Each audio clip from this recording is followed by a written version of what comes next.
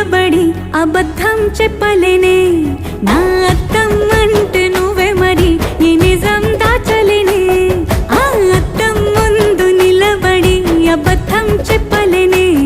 నా అద్దం అంటే నువ్వే మరి ఈ నిజం దాచలేనే